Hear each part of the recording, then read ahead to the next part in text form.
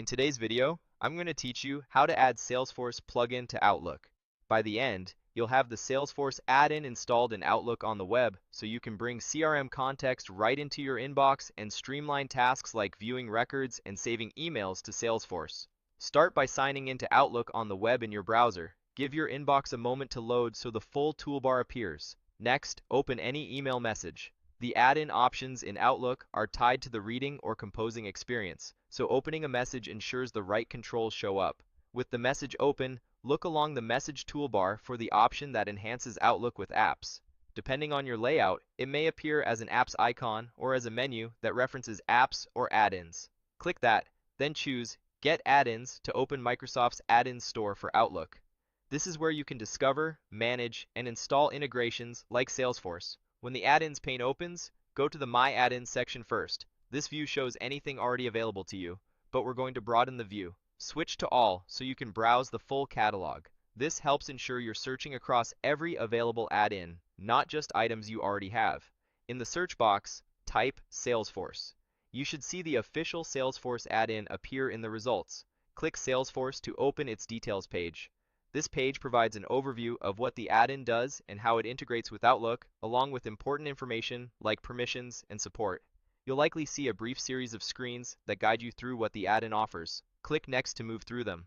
These are typically short, covering highlights and sometimes noting what the add-in can access to function properly. Continue clicking Next as prompted until you've moved through the introduction. If your organization manages add-ins centrally, you may see an approval note here. If so, follow your company's process, but for most individual accounts, you can continue. Before installing, take a moment to review the details on the page. Open the description to confirm you're selecting the correct Salesforce integration for Outlook and to understand its core capabilities. Then check additional information, which may include links to support resources, data handling notes, or configuration guidance. It's a good idea to verify version to see that you're installing the latest release, and look at release to understand how recently it was updated. Finally, review languages to confirm it supports the language settings you use in Outlook. Once you're comfortable with the details, click Add. You may be asked to confirm, so click Add again to proceed. Outlook will handle the installation, and after a moment, the Salesforce add-in will be available to you. Back in your inbox, open a message and you should see the Salesforce icon or an apps menu item that includes Salesforce in the message toolbar or side pane. The first time it opens, you may be prompted to sign in to your Salesforce environment so the add-in can show records and allow you to log emails. If you don't see the icon right away, refresh your browser tab and check again. Some users also like to pin the add-in within the message pane so it's one click away whenever an email is selected.